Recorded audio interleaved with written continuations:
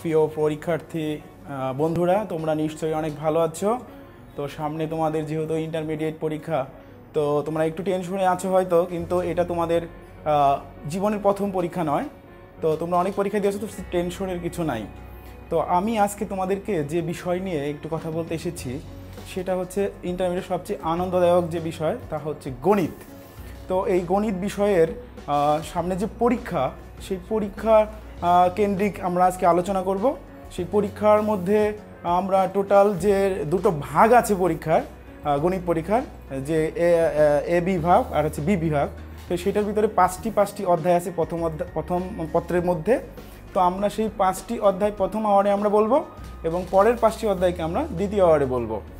তো তোমরা প্রথমে যে চ্যাপ্টারটি প্রথমেই করেছো জীবনে, সেটা হচ্ছে ম্যাট্রিক্স এবং ডিটারমিনেন্ট। আমরা এটা দিয়ে শুরু করতে চাই।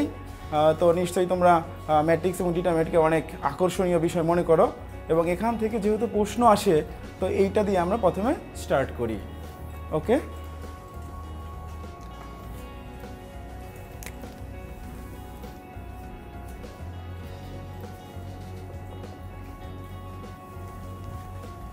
আচ্ছা, ম্যাট্রিক্স।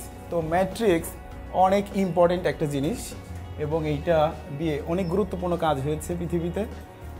যেমন আমরা কোনো একটা জিনিস কেন পড়বো, সেটা যদি একবার চিন্তা করি যে কেন পড়বো, ম্যাট্রিক্স কেন শিখবো, তো গণিত কেন শিখবো, যে আমাদের ছোটোবেলায় অনেক সময় মনে হয়েছে যে গণিত শিখে লাভ কী। তো ম্যাট্রিক্সের কথা আমরা প্রথমে বলতে চাই যে ম্যাট্রিক্স অনেক হিসাব নিকাশের ক্ষেত্রে ম্যাট্রিক্সটা ইউজ হয়, এবং পৃথিবীর বর্তমানে সবচেয়ে আকর্ষণীয় যে প্রোগ্রাম ম্যাথ ল্যাব, যেটা নাম শুনেছো তোমরা, সেটা ম্যাট্রিক্স দিয়ে বানানো। তো যাই হোক, ম্যাট্রিক্স অনেক আকর্ষণীয়, এটা এতদিন বুঝেছো, কিন্তু ইন্টারমিডিয়েট পরীক্ষায় যেহেতু ম্যাট্রিক্স থেকে এক সেট কোশ্চেন ম্যাট্রিক্স থেকে আসেই, তো সেই কারণে কোন কোন জায়গা থেকে এটা আসে সেইটা নিয়ে আমরা প্রথমে বলি। তো ম্যাট্রিক্সকে অ্যান্সার করার সময় আমাদেরকে ম্যাট্রিক্সের চিহ্ন সম্বন্ধে সবসময় আইডিয়া থাকতে হয়, আর ম্যাট্রিক্সকে অলওয়েজ ক্যাপিটাল লেটার দিয়ে এক্সপ্রেস করতে হয়।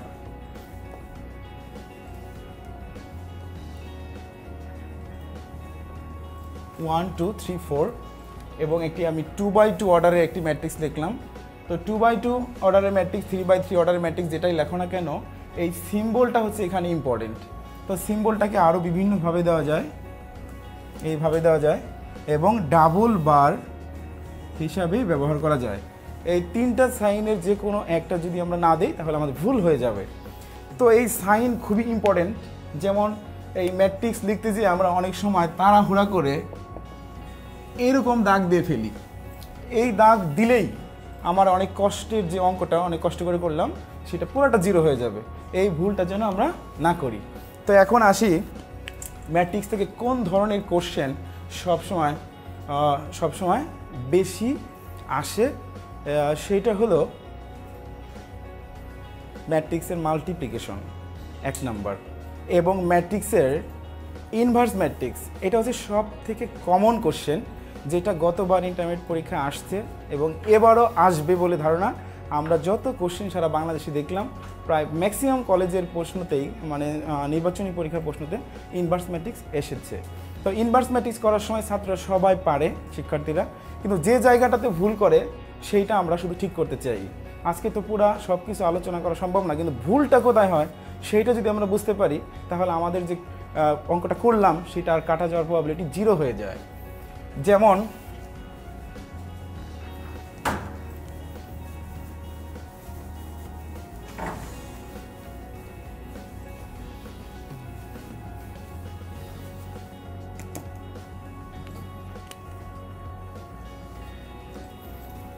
এর পরবর্তী কোশ্চেনের মধ্যে যেটা আছে, যে ম্যাট্রিক্সের ইনভার্স ম্যাট্রিক্স বের করতে গেলে আমাদেরকে যেটা লাগে সেটা হলো কোফ্যাক্টর। এখন যেখানে ভুল হয় স্টুডেন্টদের, সেটা হলো কোফ্যাক্টরটা কার হয়, কিসের হয়, এবং সেটা আমরা ভুল করে মাঝে মাঝে ম্যাট্রিক্সের বলে ফেলি, কিন্তু কোফ্যাক্টর কিন্তু আসলে ম্যাট্রিক্সের নয়, কোফ্যাক্টর হচ্ছে ডিটারমিনেন্টের। তো যখন এরকম করে ম্যাট্রিক্স দেওয়া থাকে, আমি বোঝানোর জন্য ছোট একটি এক্সাম্পল নিলাম যাতে সবার সুবিধা হয়।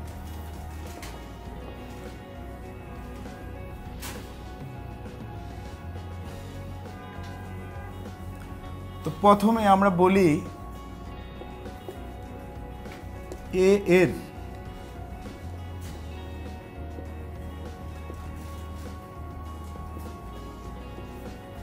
সহগুণকগুলো নিম্নরূপ। সঙ্গে সঙ্গে কিন্তু আমাদের ভুল হয়ে গেল, কারণ এ হচ্ছে ম্যাট্রিক্স আর সহগুণক হয় হচ্ছে ডিটারমিনেটের। তাই আমরা এখানে এরকম একটি দাগ দিব। অর এই দাগ দিতে যদি না চাই তাহলে আর একটা সিস্টেম আছে, det.a, এইটা লিখে দিব। এই ভুলটা আমরা রেগুলার দেখি ছাত্রদের, কারণ আমরা জানি যে ছাত্ররা ইন্টারমিডিয়েট ওঠার পর প্রথমেই ম্যাট্রিক্স করে এবং তারা এখান থেকে অ্যান্সার করতে চায়। তারা জানে যে একবার পড়লে এই ম্যাট্রিক্সটা হয়ে যায়, আর সেই ভুলটা এখানে সবচেয়ে বেশি ভুল হয় ম্যাট্রিক্সেই। তো সেই ভুলটা যাতে না হয়, তো প্রথম যে ঘটনাটা ঘটলো এইটা আমরা আর ভুল যাতে না করি এইভাবে লিখতে হবে। এরপর একটি সিম্বল আছে যে কোনো ডায়লগ না দিয়ে ডাইরেক্ট সিম্বল ইউজ করা যায়, যেখানে ভুলের কোনো প্রবাবিলিটি নাই। সেটা হলো যে নামটা দেওয়া থাকবে ম্যাট্রিক্সের, তার নিচে যদি আমি এরকম 1 2 দেই, তখন বোঝা যাবে এই ম্যাট্রিক্সের 1 2 পজিশনের সহগুণক। যেমন সহগুণক কী জিনিস? রো কলাম 1 2, 1 1 নম্বর রো এবং 2 নম্বর কলাম এইটা। তখন এই বরাবর এটা বাদ যাবে, বাদ যাওয়ার পর থাকবে কি 3। কিন্তু 1 2 এর যোগফল যদি বিজোড় হয় তাহলে সামনে মাইনাস চিহ্ন আসবে, আর যদি জোড় হয় তাহলে প্লাস চিহ্ন আসবে। তাহলে 1 2 যেহেতু বিজোড় তাই সামনে হবে মাইনাস। তো আমাদের ভুলের যে জায়গাটা থাকে এইখানে এইভাবে আসলো। এরকম করে আমি যদি সবগুলো বের করি 1 1, তখন আসবে হচ্ছে এই বরাবর রো কলাম বাদ, থাকবে হচ্ছে 4। এরপরে যদি আমি বের করি 2 1, এইটা এবং এইটা বাদ 2 এবং 1, তখন থাকে -2। এরপরে 2 2, তখন যেটা আসবে 1। তো আমরা দেখলাম 2 আর 1 এর যোগফল বিজোড়, তাই এটা মাইনাস, আর 1 আর 2 এর যোগফল বিজোড়, তাই এটা মাইনাস। আমি একটা ছোট্ট উদাহরণ নিয়েছি যাতে বোঝা যায়, বড়টাও একই রকম হবে। তখন এরপরে যে ভুলটা আমরা করি, এই কোফ্যাক্টর এবং সহগুণক দিয়ে যে ম্যাট্রিক্সটা তৈরি করি, সেইটা যে ম্যাট্রিক্স এই কথা আমরা ভুলে যাই। তখন আমরা এইখানে এরকম নির্ণায়কের মতো দাগ দিয়ে দিই। এই ভুলটা হইলেও কাটা যাবে। তো আমরা সবাই যেন এই ভুলটা না করি। এটার নাম হচ্ছে কোফ্যাক্টর ম্যাট্রিক্স, দ্যাট ইজ সহগুণক ম্যাট্রিক্স। তখন আমরা একে এইভাবে ম্যাট্রিক্সের সাইন দিব, আর লেখার সময় একই স্টাইলে লিখব 1 1 4 1 2 -3 2 1 -2 2 2 1। এরপর এই কোফ্যাক্টর ম্যাট্রিক্সকে যখন আমরা ট্রান্সপোজ করি তখন তার নাম হয় অ্যাডজয়েন্ট ম্যাট্রিক্স। তো that is therefore adjoint matrix, that means cofactor matrix, তার উপরে একটা T, that means transpose matrix.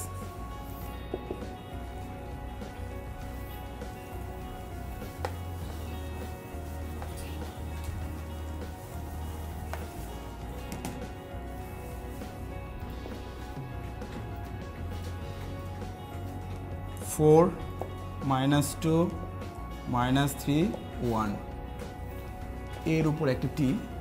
Transpose, that means row change into column and column change into row. 4 -3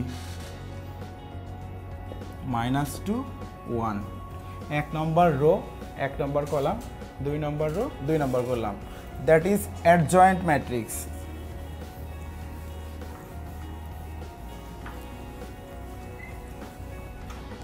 আচ্ছা, এরপরে আমরা একদম ফাইনাল জায়গায় চলে এসেছি, ইনভার্স ম্যাট্রিক্স, যেটা সবসময় পরীক্ষায় আসে সেটা আমরা লিখব। Inverse matrix, that means adjoint ম্যাট্রিক্সকে যখন আমরা ডিটারমিনেট দিয়ে ডিভাইড করি তখন ম্যাট্রিক্সটার ইনভার্স ম্যাট্রিক্স পাওয়া যায়। তো আমি যে ম্যাট্রিক্সটা তুলেছিলাম তার ডিটারমিনেটটা আমার জানা দরকার, যেহেতু ছোট অঙ্ক তাই আমি প্রথমে লিখিনি ডিটারমিনেট এ,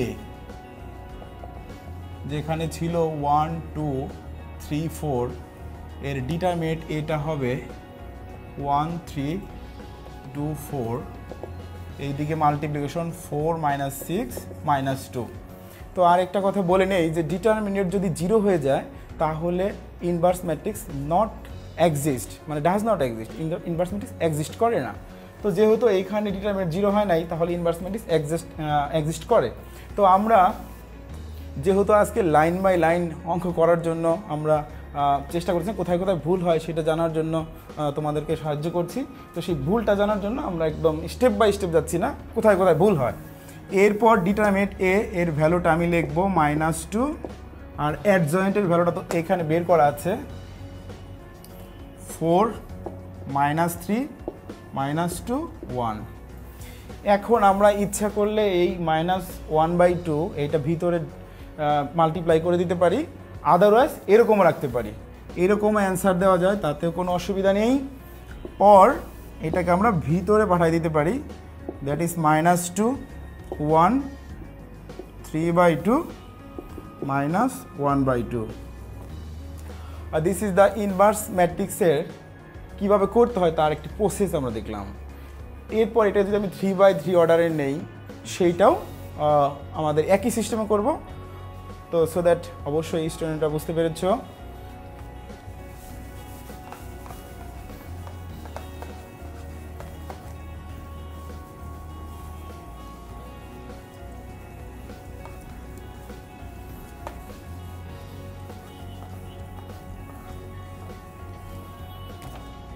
এরপরে আসি আমরা আরেকটা ইম্পর্টেন্ট টপিকস, যেটা হচ্ছে ক্রেমারের রোল ইউজ করে কিভাবে আমরা ইকুয়েশন সলভ করতে পারি, এবং এইটাও অনেক ইম্পর্টেন্ট এবং এবার আসার মতো একটি কোশ্চেন। তো ক্রেমারের রোল ব্যবহার করে যেটা করতে হয়, সেখানে কতগুলো ইকুয়েশন দেওয়া থাকে।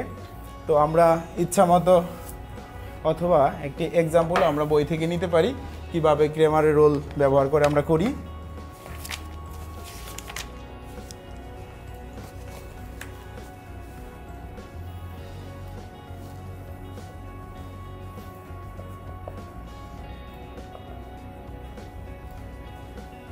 যেটাই থাক, গিভেন দ্যাট দেয়া আছে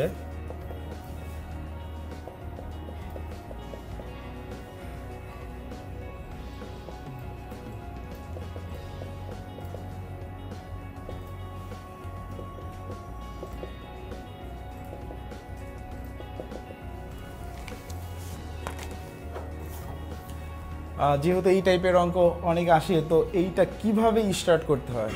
তো এখানেও আমাদের কিছু সিম্বল আছে, যদি আমরা সরাসরি লিখি এখানে del equal to del, that means XYZ এর সহগ নিয়ে যে নির্ণায়ক সৃষ্টি হয় তাকে ডেল বলে, এবং এখানে এই ল্যাঙ্গুয়েজটা না দিয়ে সরাসরি ডেল লিখলেও কোনো প্রবলেম নেই।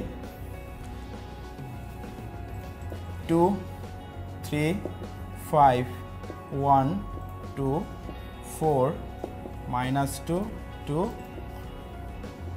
3। এখন এই ডিটারমিনেন্টকে কীভাবে ভাঙতে হয় সেটা আমরা অবশ্যই জানি, এবং আমরা এটাকে ভেঙে এর ভ্যালুটা বের করব। 2 রো কলাম ক্যান্সেল, ডাইরেক্ট যদি লিখি আমরা 6 -8, আর এই পজিশন হচ্ছে 1 2 odd, so that minus row column cancel, 3 আর 3 9 10। এরপর লাস্টেরটার পজিশন হচ্ছে প্লাস, কিন্তু সে নিজেই minus, row column cancel, 12 10 -2 -4 +1 -4, that is -7। তো যখনই আমরা এই টাইপের প্রবলেম করব, তখন ডেলের মান যদি 0 হয়ে যায়, তাহলে এইটা এইটা সলভ করা সম্ভব না। তো তাই আমরা এটা দিয়ে টেস্ট করে দেখব যে ডেল যখন নট 0,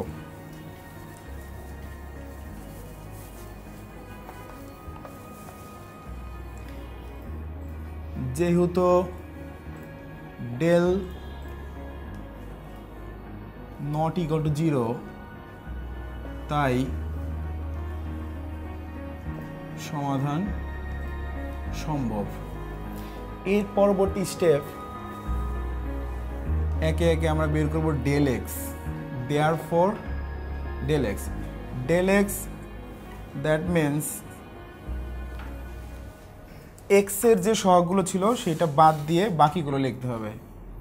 এক্স এর যে কলামটা ছিল সেইটা ফিল আপ করবো আমরা, ডান দিকের যে কনস্ট্যান্ট আছে সেই কনস্ট্যান্ট ইউজ করে আমরা সেটা ফিল আপ করবো।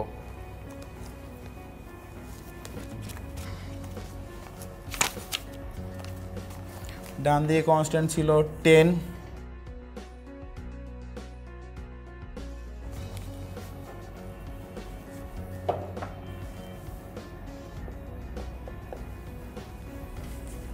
টেন 1 4, আর এইদিকে ছিল 1 2 4 -2 2 3। তো ডেল এক্স এর মানটা আমরা এখন বের করব।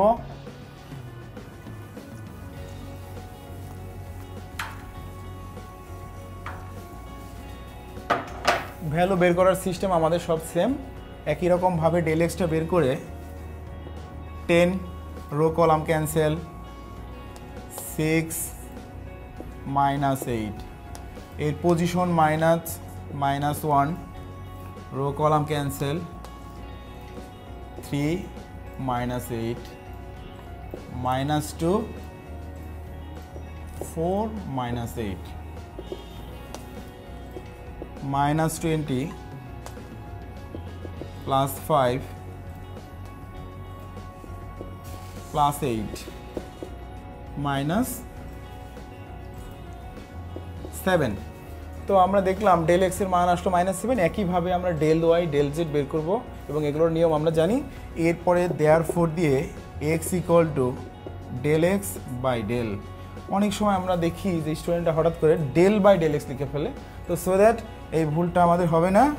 Del x that means -7 equal to 1।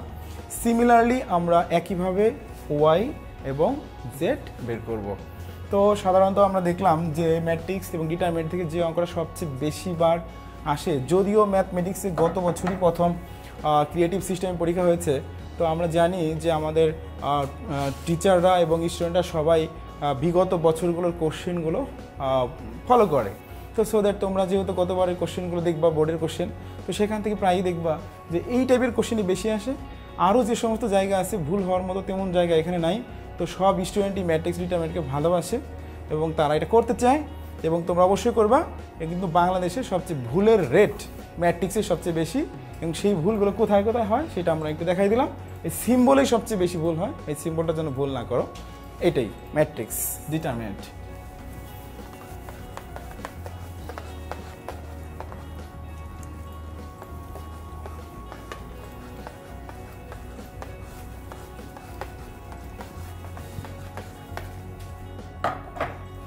আচ্ছা, এর পরবর্তী চ্যাপ্টার যেটা হচ্ছে সবচেয়ে গুরুত্বপূর্ণ সায়েন্সের জন্য, সেটা হচ্ছে ভেক্টর। এবং বর্তমানে পৃথিবীতে সবচেয়ে লেটেস্ট যে জিনিসটা সেটা হচ্ছে ভেক্টর আর হচ্ছে ক্যালকুলাস। তো ভেক্টর সম্বন্ধে আমাদের যদি বেসিক আইডিয়া না থাকে তাহলে কিন্তু হবে না। তো সেই ভেক্টরের মধ্যে যে ভুলগুলো আমাদের হয়ে যায় সেই জিনিসটাকে আমরা একটু হাইলাইটস করার চেষ্টা করি। আর তোমরা 9-10-এও একটু ভেক্টর দেখেছো, হয়তো ফিজিক্সও আছে। তো ম্যাথে এই ভেক্টর, ম্যাথ ফিজিক্স বলে কোনো কথা নাই, ভেক্টর জিনিসটা আমাদেরকে চিনতে হবে। যদি ভেক্টরকে ভালো করে চিনতে পারি তাহলে আমরা অনেক ধরনের সলভ করতে পারবো। যেমন ভেক্টরের মধ্যে প্রথমেই যে জিনিসটা আসে, এ একটি vector, example 2y 3j -4k, আন্দাজে একটি ভেক্টর আমরা লিখলাম। বি আর একটি ভেক্টর 4i j +2k। তো ভেক্টর থেকে সাধারণত যে টাইপের কোশ্চেন সবসময় আসে সেইটা হলো উপাংশ বের করো, অভিক্ষেপ বের করো, এবং দুটি ভেক্টরের আমরা ডট এবং ক্রস আমাদের করতে হয়। তো আমরা সবগুলো রুলসই সবাই জানি। ভেক্টর ইউজ করে আমরা ট্রায়াঙ্গেলের এরিয়া বের করতে পারি এবং ট্রায়াঙ্গেল দিয়ে সেটা কি রাইট অ্যাঙ্গেল ট্রায়াঙ্গেল কি না, এই সমস্ত জিনিস আমরা চেক করতে পারি। তো সব কিছু করার সময়ই আমরা দেখি যে দুটো জিনিস এখানে করতে হয়, either dot product or cross product. তো ডট প্রোডাক্ট এবং ক্রস প্রোডাক্ট করার সময় আমাদের যে কাজটা সবসময় মনে রাখতে হয়, যখনই আমরা ভেক্টরকে ডট প্রোডাক্ট করি এই ছোট্ট একটি ফোঁটা, এই ডট, এটা যদি আমরা না দিই তাহলে পুরোটা জিরো হয়ে যাবে। এই ভুলটাই আমরা স্টুডেন্টদের মধ্যে দেখি, ওরা প্রায় সবটুকু ঠিক করে হঠাৎ করে একটি ডট চিহ্ন দেয় না, এই ডট চিহ্ন না দিলেই ভুল হয়ে যায়। তো তোমরা অবশ্যই এই ডট চিহ্ন দিতে ভুল করবে না, কারণ নিয়ম টিয়ম সব ঠিক থাকে, আমরা ডট দিই না। যখন এ ডট বি দিয়ে স্টার্ট করি, এরপর আমরা যখন এখানে 2i 3j 4k 4i - j 2k, এই যে অনেক সুন্দর করে লেফট সাইডে ডট চিহ্ন দেওয়া ছিল, কিন্তু রাইট সাইডে যে তুমি এখানে কোনো ডট চিহ্ন দিলে না। তো এই না দেওয়ার কারণে পুরো অঙ্কটার অ্যান্সার ঠিক থাকলো, এবং বন্ধুদের সাথে তোমরা শেয়ার করে দেখলে যে তোমার অ্যান্সার তোমার বন্ধুর অ্যান্সার সেম আসছে, কিন্তু বাট তোমারটা কাটা গেছে, তুমি জানোই না, মনের অজান্তেই কাটাটা চলে গেল। তো এই যে ভুলটা, এই ভুলটা নিয়ে তুমি এরপরে কী করো, SMS পাঠাও। ইন্টারমিডিয়েট পরীক্ষার পরে রেজাল্টে যখন হয়, তখন SMS যাওয়ার পর দেখো যে আবার সে একই রেজাল্ট থাকলো, কিন্তু আমরা তখন মনে করি এই কি অবস্থা, মনে হয় বোর্ডে কোনো ঠিকমতো কাজকর্ম করে না, কিন্তু আসলে যে তুমি নিজেই এই ডট চিহ্নটা দাও নাই, সেই জিনিসটা তুমি খেয়াল করো না। তো সো দ্যাট আমরা এই ডট চিহ্ন দিতে ভুলবো না। তো আজকে থেকে অন্তত সবাই এইটা প্রতিজ্ঞা করো বা মনে রাখো, এই ফোঁটাটা মারাত্মক ইম্পর্টেন্ট। এই যে ফোঁটাটা দিয়ে দিলাম, ঠিক আছে, এই ফোঁটা দিতে কখনো যেন আমরা ভুল না করি। আর তাছাড়া আরেকটা জিনিস বলি নেই, যেটা বলা হয় নাই, গণিত ব্যাপারটাই হচ্ছে আসলে ফিল করার বিষয়। যেমন এই যে এইখানে এই ফিলটা যদি করতে পারি তাহলেই কিন্তু আমার হয়ে যাবে। যেমন আমরা নর্মাল প্রোডাক্ট যখন করি তখন আমরা ব্র্যাকেট ইউজ করলে চলে। নর্মাল প্রোডাক্ট আর ভেক্টর প্রোডাক্ট এক না। ভেক্টর কেন ওয়ার্ল্ডে এত জনপ্রিয়, তার অবশ্যই নিজস্ব কিছু ক্যারেক্টার আছে। তার ভিতরে একটা ক্যারেক্টার হচ্ছে দুটি ভেক্টর পাশাপাশি ডট অর ক্রস ছাড়া বসতে পারে না। তো সো দ্যাট সবাই আমরা মনে রাখবো, আইদার ডট অর ক্রস, এছাড়া কোনো ওয়ে এখানে নাই। এরপর নর্মাল প্রোডাক্টের সিস্টেম, সেটা আমাদের সবারই জানা আছে, সেটা নিয়ে আমরা গেলাম না। কিভাবে কাটা যায় সেই জিনিসটা আমরা একটু দেখলাম।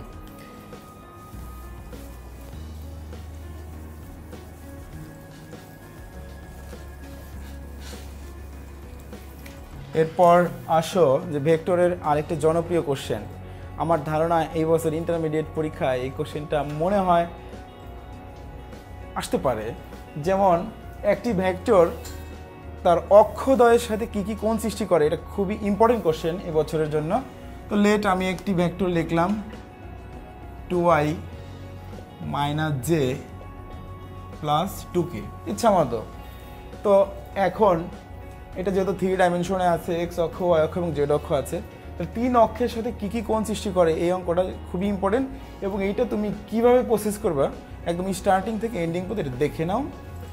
প্রথমেই যে ভেক্টরটা দেওয়া থাকবে সেই ভেক্টরটার ভ্যালু আমরা বের করব। দেয়ারফর মডুলাস, মান বের করার নিয়ম 2 স্কয়ার - 1 স্কয়ার 2 স্কয়ার 4 1 4 9 3। এই অঙ্কটা প্রায় সবাই করে, কিন্তু সবাই ফুল মার্কস পায় না বিভিন্ন কারণে। তো কী কী কারণে পাই না আর কীভাবে করলে পুরোটা পাবো সেই জিনিসটা একটু ভালো করে দেখে নাও। এরপর তোমাকে লিখতে হবে, ধরি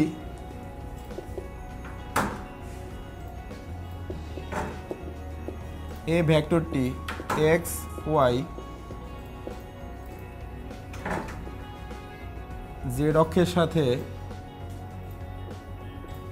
যথাক্রমে ইচ্ছামতো আলফা, বিটা, গামা কোণ তৈরি করে। এরপর আমরা এই পর্যন্ত ভেক্টরের সাথে ভেক্টরের কোণ বের করেছি ডট প্রোডাক্ট করে, একই সিস্টেম। এরপর লিখবা, আমরা জানি এক্স ওয়াই জেড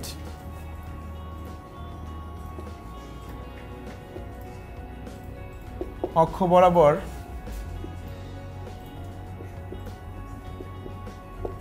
একক ভেক্টর যথাক্রমে আই জে কে। এই ল্যাঙ্গুয়েজগুলো যদি আমরা না দিই তাহলে স্যাররা আমাদেরকে 1-2 নাম্বার কম দিতে চায়। তো তোমরা এই ল্যাঙ্গুয়েজগুলো দিতে ভুলবো না, কারণ ক্রিয়েটিভ পরীক্ষার সিস্টেমই হচ্ছে অনেক সুন্দর করে লিখতে হয়। আর পড়াশোনার মেন উদ্দেশ্য কি যদি আমরা বলি, সিচুয়েশন মেনটেন করা। তো তুমি যখন ক্রিয়েটিভ পরীক্ষা দিতে যাবা তখন কিন্তু তোমার ক্রিয়েটিভের একটা ভাব থাকতে হবে মনের মধ্যে, তখন যেন MCQ এর ভাব না আসে। কারণ আমার অনেক সময় মনে হয় যে এই অঙ্কটা তো পারি, এই 2 লাইনেই তুমি অ্যান্সার বের করে দাও, কিন্তু বাট তুমি তো ক্রিয়েটিভ পরীক্ষা দিচ্ছ, এটা তোমাকে মাথায় রাখতে হবে। আর যখন MCQ দাও তখন আবার পরীক্ষার শেষে বলো যে অঙ্ক প্রশ্ন এমন হয়েছে যে সব পারি কিন্তু টাইমের অভাবে পারলাম না, তখন তোমাকে MCQ এর ভাবে থাকতে হবে। তো সো দ্যাট এই কথাগুলো মনে রাখবা, এই ব্রেনের মুডগুলো টাইম টু টাইম চেঞ্জ করা যায় কীভাবে, এইটা সবসময় খেয়াল রাখতে হবে। তো এরপর আমরা এক্স অক্ষের ক্ষেত্রে আমরা একটু মুছে দেই, ভ্যালুটা জানা থাকলো।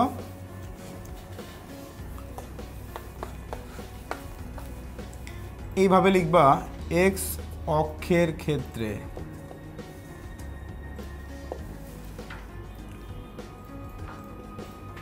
a dot i, a i cos, তুমি মধ্যবর্তী cos কোণ ধরেছিলে আলফা, a ডট i এর ভ্যালুটাও আমরা এখানে বসিয়ে দিব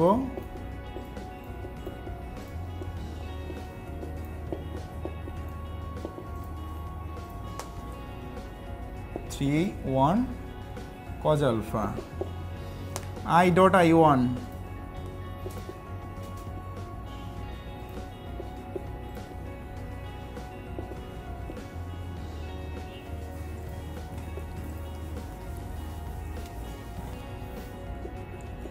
alpha equal to cos inverse 2/3। তুমি যদি এই পর্যন্ত অ্যান্সারটা রাখো তাতেও হবে, কিন্তু যদি মানসিক শান্তি চাও, অ্যাঙ্গেলটা কত এক্স্যাক্ট জানতে চাই, কারণ এটা দেখলে আমাদের হয়তো মনের মধ্যে আসে না অ্যাঙ্গেলটা কত বড় না কত ছোট, কিন্তু তুমি মনে করলে না অ্যাঙ্গেলটা বের করে দিবা, হ্যাঁ তখন তুমি ক্যালকুলেটর চেপে অ্যাঙ্গেলটা বের করে দাও, তাতেও অ্যান্সারটা হবে। আমার মনে হয় similarly y axis z axis আমরা বের করতে পারবো। তো এই ল্যাঙ্গুয়েজটুকু তোমাকে লিখতে হবে। তো আমরা যারা আরও বেশি এক্সপার্ট, মানে আমাদের অনেক সময় ভুলে যাই আমরা ক্রিয়েটিভ দেই, তখন অনেকে মনে করে যে এটা তো আমরা জানি, এক্স অক্ষের সাথে এর ভ্যালু যেহেতু অনেকে এইভাবে লিখে দেয় যে a equal to dot dot 3 লিখলো, এরপর ওরা সবাই জানে এইটাই এক্স অক্ষ বরাবর আছে, তখন সে ডাইরেক্ট লেখে alpha equal to cos inverse, উপরে 2 হবে আর নিচে ম্যাগনিটিউড হবে। তো এইভাবে ডাইরেক্ট দিলে আমরা ক্রিয়েটিভে ফুল নাম্বার পাবো না। তো এই ভুলটার কথা আমরা সবাই মনে রাখবো। আমরা এই অঙ্কটা যেহেতু খুবই ইম্পর্টেন্ট, সো দ্যাট তোমরা এইটা মনে রাখো।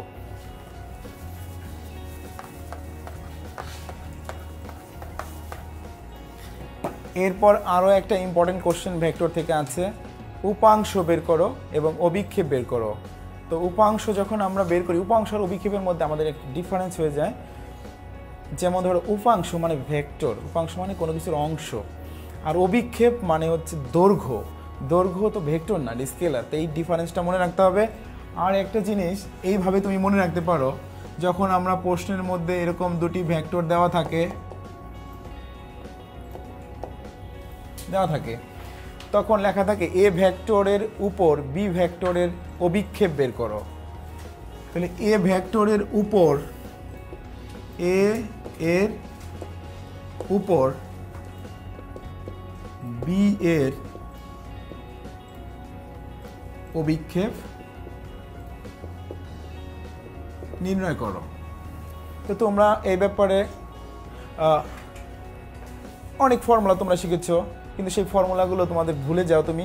আজকে আমি তোমাদেরকে এমন একটি কোশ্চেন শেখাই দেবো, তুমি তোমাকে কোশ্চেন করবা যে কার অভিক্ষেপ বের করতে বলেছে। তো এখান থেকে একদম স্পষ্ট দেখা যায় এ এর উপর বি এর অভিক্ষেপ, অতএব বি এর অভিক্ষেপ বের করতে বলেছে।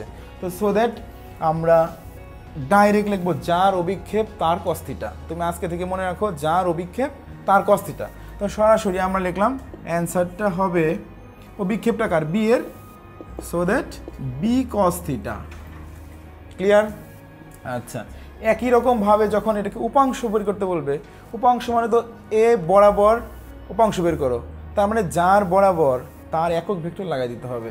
তো সো দ্যাট আমরা যদি উপাংশ বের করতে চাই, এ বরাবর বি এর উপাংশ, তো তখন তোমার একই কোশ্চেন উপাংশটা কার, বি এর, তখন একই রকম বি কস থিটা, কিন্তু এটা তো ভেক্টর রাশি, তখন তুমি দেখবা কার বরাবর, এর বরাবর। আমরা জানি ডিরেকশন বলার জন্য শুধু একক ভেক্টর দরকার, তখন আমার অ্যান্সারটা হবে বি কস থিটা সাথে এ এর একক ভেক্টর। তো এই হচ্ছে শর্টকাট রুলস, এবং আরও অনেক রুলস আছে। তো কীভাবে ভুল হয় সেটা যেন আজকে আইডেন্টিফাই করতে পারো, সেটা হচ্ছে মেন কাজ। এরপর আমরা আসি স্ট্রেট লাইন এবং সার্কেল দুটো একসাথে।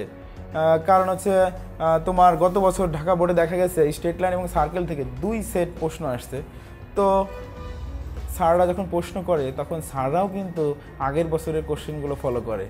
তো স্যাররা যেহেতু আগের বছরের কোশ্চেন ফলো করে, তো স্টুডেন্টদেরও উচিত আগের বছরের কোশ্চেনগুলো ফলো করা। তো তোমাদের জন্য সবচেয়ে সুন্দর সুযোগ, আগের বছর বলতে মাত্র 1 বছর, তার মানে গত বছরের কোশ্চেনগুলো ফলো করলেই তোমাদের হয়ে যাচ্ছে। তো আমি বলবো তোমরা গত বছরের একেবারে বাংলাদেশের যে কটা বোর্ড আছে প্রত্যেকটা বোর্ডের কোশ্চেন তুমি ফলো করো। আমার ধারণা এখান থেকেই সব কিছু তোমার আইডিয়া চলে আসবে। তো আমরা ম্যাট্রিক্স এবং ভেক্টর করলাম, ডিটারমিনেন্ট দেখলাম, এরপর সরল লেখার মধ্যে আমাদের তেমন ভুল হওয়ার জায়গা নাই, কারণ এখানে প্রশ্নটা বুঝতে পারি আমরা এই জিনিসটা পারি। তো সরল রেখা এবং বৃত্তের মধ্যে সরল রেখা যদি আমরা না পারি তাহলে কিন্তু বৃত্ত আমরা ভালো মতো পারি না, কারণ বৃত্তের মধ্যে অনেক কিছু আছে যা সরল রেখার উপর ডিপেন্ডেন্ট। তো সরল রেখার মধ্যে শর্টকাট যেটুকু দেখানো যায়, যে এখানে সব থেকে বেশি যে কোশ্চেনগুলো আমরা দেখি, প্রশ্ন পড়ে দেখবা যে লেখা থাকে অক্ষদয়। অক্ষদয় শব্দটা দেখলেই সবসময় তুমি x/a y/b = 1 এই ফর্মুলাটা ইউজ করো ম্যাক্সিমাম ক্ষেত্রে, অক্ষদয় যদি দেওয়া থাকে। তো সরল লেখার মধ্যে এই জাতীয় একটা ফর্মুলা আছে, তারপর আরও একটা ফর্মুলা আছে x cos alpha y sin alpha = p। এটাকেও তুমি ইচ্ছা করলে জোর করে এটার মতো করে বানিয়ে নিতে পারো, যেমন x/p/cos আলফা y/p/sin আলফা = 1। তার মানে সরলরেখায় যে কয়টা ফর্মুলা আমরা সরলরেখার মধ্যে দেখি তার ম্যাক্সিমাম ফর্মুলা একটার সাথে আর একটা কানেক্টেড। যদি আমাদের টাইম থাকতো আমরা ডাইরেক্ট কানেক্ট লাগাই দেখাই দিতাম একটার সাথে একটা কীভাবে কানেকশনে থাকে। তো এইটা সবচেয়ে বেশি ইউজ হয়, এটা তারপরে ইউজ হয়।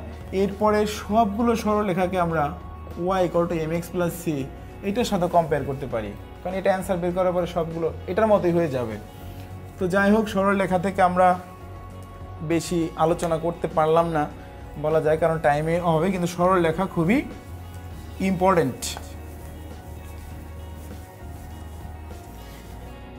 এরপরে আমরা বৃত্ত থেকে একটা অঙ্ক দেখাবো যেটা এই বছর খুবই ইম্পর্টেন্ট, সেটা হলো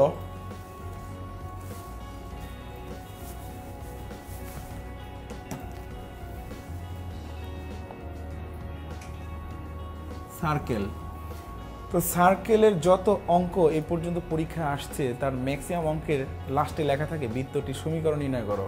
তাহলে বৃত্তটির সমীকরণ নির্ণয় করো, তাহলে আমি যদি আমাকে প্রশ্ন করি বৃত্তের সমীকরণ বের করে আমার কী দরকার, কী থাকলে আমি বৃত্তের সমীকরণ লিখতে পারি। তো তোমরা সবাই বৃত্তের যে ফর্মুলা সেই 9, 10 থেকে শিখছো এইরকম, x - h² y - k² = r²। এইখানে কেন্দ্র এইচকে, ব্যাসার্ধ আর। 9, 10 থেকে আমরা জানি পৃথিবীতে যত আধুনিক বৃত্তের সমীকরণেও সৃষ্টি হোক না কেন এইটাই হচ্ছে মেন সমীকরণ, এবং আমরা এইটাকে বিভিন্নভাবে অনেকে অনেক নামে ডাকে, কারণ আমরা জানি যেখান থেকে সব কিছু সৃষ্টি হয় তাকেই অনেকটা বাবা সমীকরণ বলেও আমরা বিভিন্নভাবে শুনি। এখানে বৃত্তের সমীকরণের মধ্যে এরকম একটা নাম শোনা যায়, তো তোমরা শুনে হয়তো হাসতে পারো, এইটা বাবা সমীকরণ বৃত্তের। এখান থেকে কিভাবে লেটেস্ট যে সমীকরণটা জেনারেল ইকুয়েশন বলে সেটা কিভাবে আসে, সেটা শর্টকাট যদি দেখি x² y² - 2hx - 2ky a² k² - r² = 0। এরপর আমরা x² y² - hx ky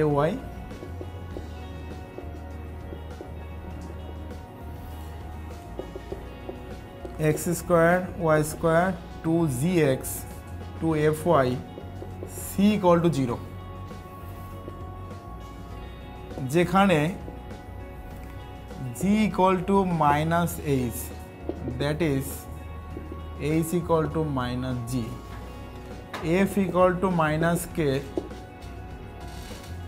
that is k equal to minus f, और c equal to a square k square minus r square।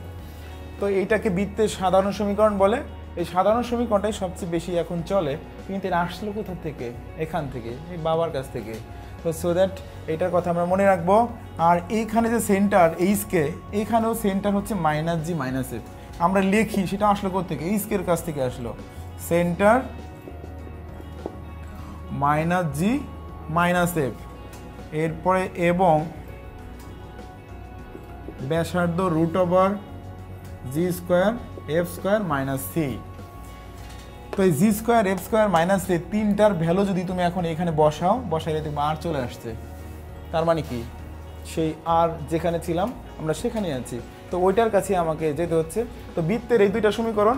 এখন যদি আমি তোমাকে প্রশ্ন করি, এইখানে তোমার কি জানা থাকলে এই সমীকরণ তুমি ইউজ করতে পারবা? এইচ কে এবং আর, এই তিনটা জিনিস জানা দরকার।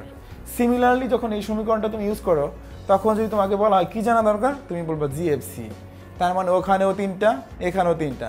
যখনই বৃত্তের সমীকরণ জানতে চায়, তখনই তোমাকে এই তিনটা জিনিস জানার দরকার পড়ে। এই তিনটা জিনিস জানলেই আমরা বৃত্তের সমীকরণ বের করতে পারবো। তো বৃত্তের এইটুকু জিনিস আমরা জানি, কিন্তু যে অঙ্কটা এই বছর সবচেয়ে ইম্পর্টেন্ট হিসেবে দেখা দিছে, দুইটি বৃত্তের সাধারণ জ্যায়ের সমীকরণ নির্ণয় করো এবং সাধারণ জ্যাকে ব্যাস ধরে একটি বৃত্তের সমীকরণ নির্ণয় করো। এইটা এই বছর ইম্পর্টেন্ট। আরও অনেক ইম্পর্টেন্ট আছে, এইটা একটু অন্যরকম। এটা যখনই পরীক্ষায় আসে আমরা প্রায়ই দেখি স্টুডেন্টরা, মেজরিটি স্টুডেন্ট পারে না। তো সো দ্যাট এই জিনিসটা একটু ভালো করে দেখো। Let s1 x square y square. তো আমরা এই অঙ্কটা একেবারে এক্স্যাক্ট করে তোমাদেরকে করে দেই।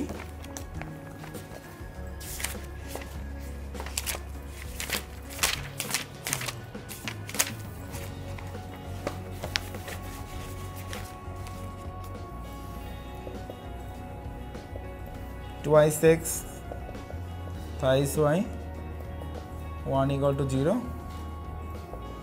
s2 x square y square 4x thrice y 2 equal to 0।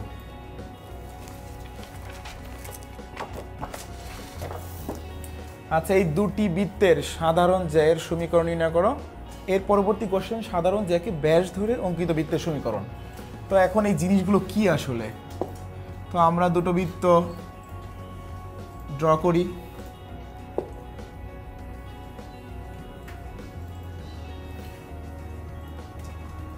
এইটার নাম s1, এইটার নাম s2। ইন্টারসেক্টিং পয়েন্টকে আমরা বললাম a এবং b। ab হচ্ছে আমার সাধারণ জ্যা। তো এখন নর্মালি আমরা জানি যখনই আমরা দুটো রেখা সলভ করি তখনই আমার ইন্টারসেক্টিং পয়েন্ট পাওয়া যায়। লেট এ আর বি, এই সলভ করতে যে এ আর বি বের করতে আমাদের অনেক কষ্ট হবে, এবং এ আর বি বের করার পর দুই বিন্দুগামী সরলরেখা দিয়ে আমরা এই জ্যায়ের সমীকরণ বের করতে পারবো। দিস ইজ দ্য কঠিন রাস্তা, কারণ বৃত্ত সলভ করা মোটামুটি একটু কঠিন।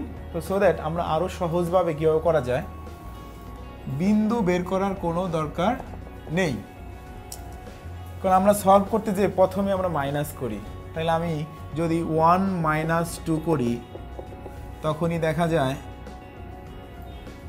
2 - 1 যদি করো তাহলে একটা মাইনাসের হাত থেকে বাঁচা যাবে। তার মানে twice x plus 1 equal to 0।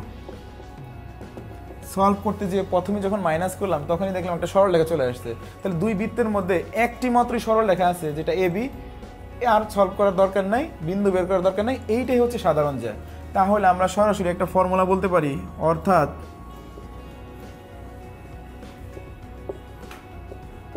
দুইটি বৃত্তের সাধারণ জ্যায়ের সমীকরণ s1 - s2 = 0। এইটাই হলো আমার সাধারণ জ্যায়ের ফর্মুলা। তো সো দ্যাট সাধারণ জ্যা বের করা ততটা ইম্পর্টেন্ট কাজ না হইলেও মেন কাজ হচ্ছে সাধারণ জ্যাকে ব্যাস ধরে একটি বৃত্তের সমীকরণ, তাহলে সেইটা আমার এরকম হওয়া উচিত।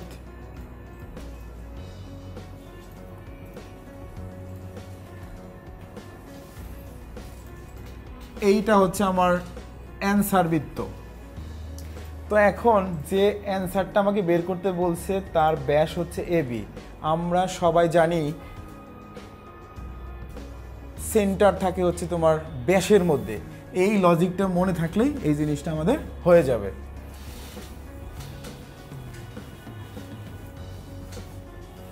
তোমরা নিশ্চয়ই একজনের নাম শুনেছ, আব্দুর রহমান খলিফা। তিনি একটি যুগান্তকারী ফর্মুলা আবিষ্কার করেছে, যেটাকে S plus K L equal to 0 এইভাবে সবাই চিনে। এস হচ্ছে বক্ররেখা আর এল হচ্ছে লাইন।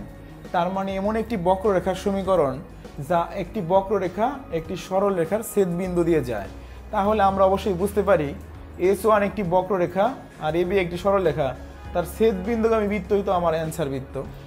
তো একই রকমভাবে তুমি যদি S2 বলো, এটা বলো, তাও হবে।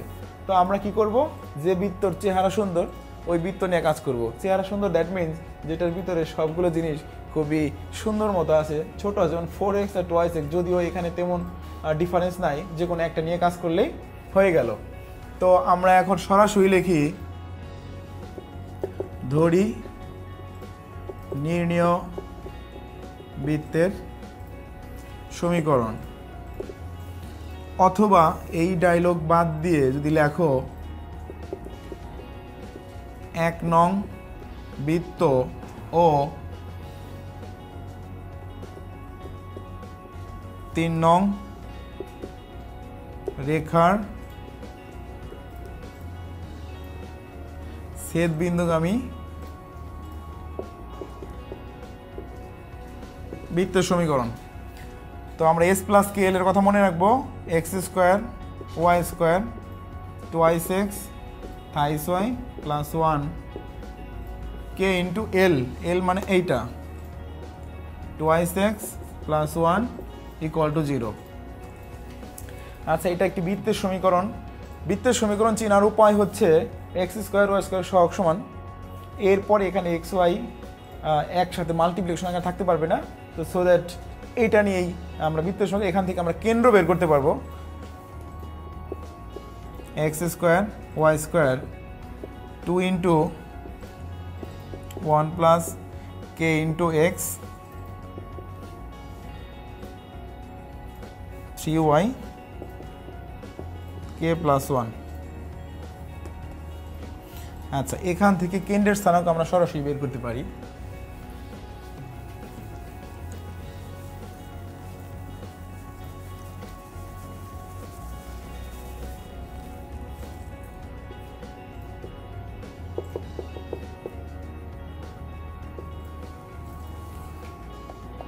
চার নং বৃত্তের কেন্দ্র -1 মাইনাস কে -3/2। তো আমরা যেহেতু জানি যে ব্যাস কেন্দ্রগামী, তাহলে কেন্দ্রের স্থানাঙ্ক যদি আমরা এই ব্যাসের মধ্যে বসাই দেই, তাহলে এখান থেকে আমি কের মানটা পাবো। এই কের মানটা এখানে বসাই দিলে আমার অ্যান্সারটা হবে। তো এই অ্যান্সারটা তোমরা নিজেরা করে নেবা, কারণ আমাদের আরও একটা চ্যাপ্টার এখন আমরা করব। তো এখান থেকে এই মানটা যদি আমি এখানে বসাই দিই, বসানোর আগে বলতে হবে ব্যাস কেন্দ্রগামী, এটাতে স্যাটিসফাই করাই দিব। স্যাটিসফাই করা দিলেই দেখো একটা মান পাওয়া যায়, কের মানটা এখানে বসাই দিলেই অ্যান্সার। ওকে,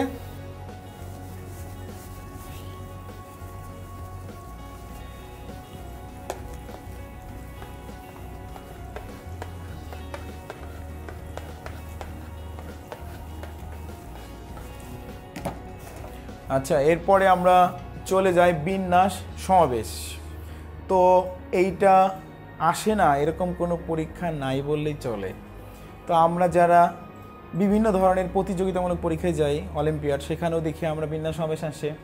এবং আমরা জানি যারা স্যাট, জিম্যাট এবং ইন্টারমিডিয়েট পরীক্ষার পরে বিদেশ যাইতে চাও, সেখানেও আমরা বিভিন্ন পরীক্ষায় দেখি বিন্যাস সমাবেশ আসে। তো সোদের বিন্যাস সমাবেশের ব্যাপারটা যদি মন থেকে একদম মন থেকে ক্লিয়ার না হও, তাহলে এইটা তোমরা বুঝতে পারবে না। তো এখন বিন্যাস মানে হচ্ছে সাজানো, আর সমাবেশ মানে দল গঠন। এই জিনিসটা আমরা সবসময় মনে রাখবো।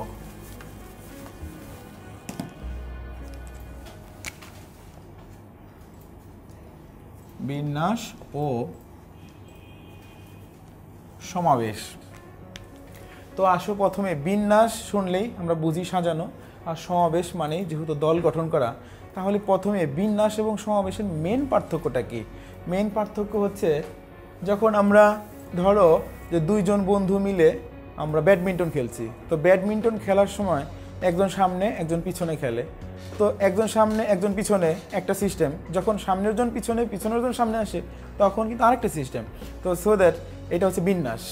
কিন্তু যে টিম, এই টিমের নাম যদি দেয় এ, কে সামনে কে পিছনে খেললো তাতে কিন্তু আসে যায় না, দল কিন্তু একটাই।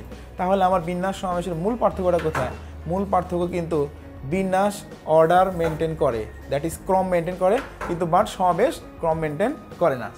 মাঝে মাঝে কিন্তু পরীক্ষায় আসে যে বিন্যাস সমাবেশের মূল পার্থক্যটি বলো, তখন কিন্তু আমাদেরকে লিখতে হয় যে বিন্যাস ক্রম বা দ্যাট ইজ অর্ডার মেনটেন করে, কিন্তু বাট সমাবেশ অর্ডার মেনটেন করে না।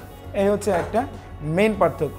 এটা যদি বুঝতে পারি তাহলে বিন্যাস সমাবেশের কিছু সমস্যার সমাধান আমরা ভালো মতো করতে পারি।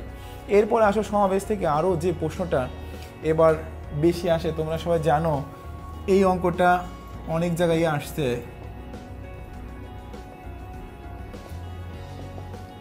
ডিগ্রি, থিসিস, যে কোনো ওয়ার্ড দিয়ে বলে কি প্রত্যেকবার 4টি অক্ষর বা বর্ণ নিয়ে তুমি সমাবেশ করো। প্রত্যেকবার যখন বলে তখন কিন্তু আমাকে কতটা ডিফারেন্ট ওয়েতে এই 4টি বর্ণ নেওয়া যায় সেইটা আগে আমাকে বের করতে হবে। এরপরে যদি আমাকে সাজাইতে বলে আমি সাজাবো, আর যদি দল গঠন পর্যন্তই থাকে তাহলে ওখানেই শেষ। তার মানে এখানে দুটো জিনিস কিন্তু আমাদের থাকলো, যে এখান থেকে প্রত্যেকবার আমাকে 4টা করে নিয়ে শব্দ তৈরি করো। তো শব্দ তৈরি হয় কখন? যখন আমরা অক্ষরগুলো বিন্যাস করি তখনই শব্দ তৈরি হয়। তার মানে একটা অঙ্কের ভিতরে কিন্তু বিন্যাস সমাবেশ একসাথে থাকতে পারে। তো নর্মালি পরীক্ষায় যে অঙ্কগুলো আসে সেখানে কিন্তু বিন্যাস সমাবেশ একসাথে করতে হয়, এভাবেই আসে বেশি। তাহলে এখান থেকে যদি আমাকে বলতো যে 4টি জিনিস কি কিভাবে বাছাই করা যায়, তাহলে সেই বাছাইয়ের প্রক্রিয়াটা আমরা যদি একটু দেখাই, যে ডিগ্রি। তো প্রথমে আরেকটা জিনিস বলে নেই, তোমার এই টাইপের অঙ্ক যদি তুমি পরীক্ষায় করতে চাও তাহলে প্রথমে সুন্দর একটা ল্যাঙ্গুয়েজ দিতে হবে, কারণ বিন্যাস সমাবেশ মানে একটু ল্যাঙ্গুয়েজ যুক্ত অঙ্ক। অনেকেই বলে যে এটার ভিতরে অঙ্কই নেই, গল্প শুধু। তো সো দ্যাট গল্প হলেও সত্য কথা বলতে হবে, উল্টাপাল্টা কথা বলা যাবে না। তো সত্য কথার মধ্যে প্রথমে লিখবো ডিগ্রি শব্দটিতে মোট বর্ণ আছে 6টি। এর মধ্যে কি কি আছে সেই জিনিসটা আমরা সব লিখলাম, ডি, ই, জি, এই, এরপরে ই আছে 3টি। এরপর এখান থেকে আমরা প্রথমে এইভাবে লিখবো যে শব্দটি থেকে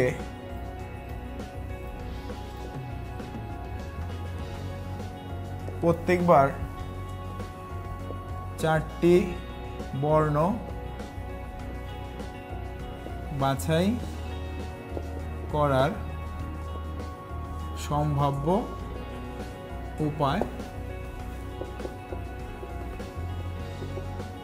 নিম্নরূপ। 1 নাম্বার আমরা নিতে পারি 3টি ই ও 1টি ভিন্ন অক্ষর। বি নাম্বারে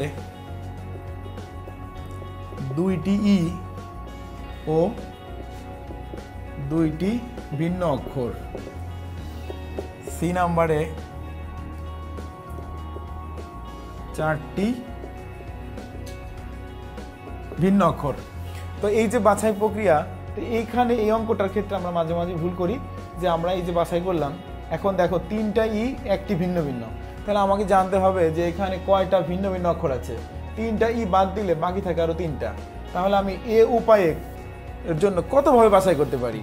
তাহলে এখনো 3টা ই আছে, 3টা ই থেকে 3টা ই নিব, তো সেখানে তার বাছাই করার কিছু নাই, এখানে তো চয়েস করার কিছু নাই, আমাকে সবাইকে নিতে হচ্ছে। তাহলে বাছাইটা হবে ভিন্ন অক্ষর। তাহলে এইখানে যদি আমি শর্টকাট লিখে দেই, এ উপায়ের জন্য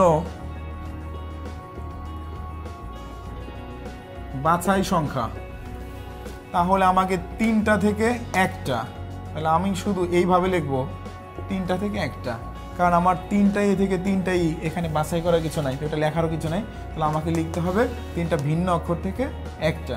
তুমি যদি বুঝো তাহলে অবশ্যই যে স্যার সে অবশ্যই বুঝবে।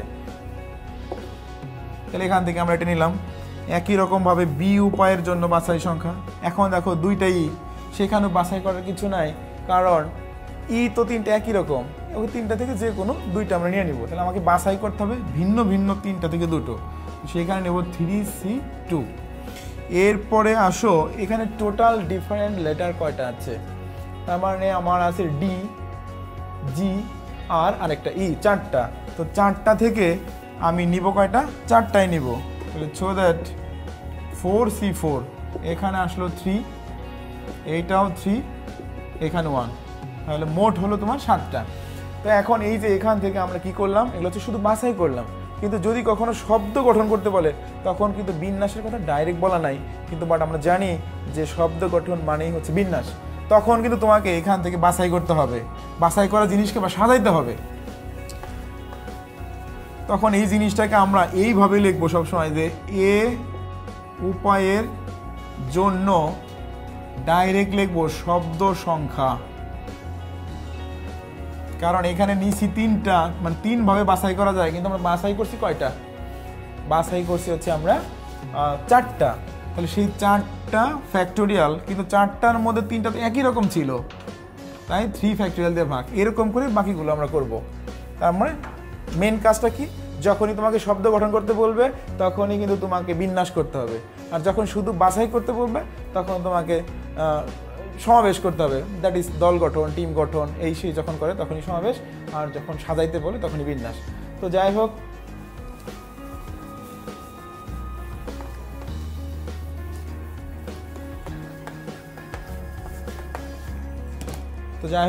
শিক্ষার্থী বন্ধুরা, তো আমরা বিন্যাস সমাবেশ পর্যন্ত আলোচনা করলাম।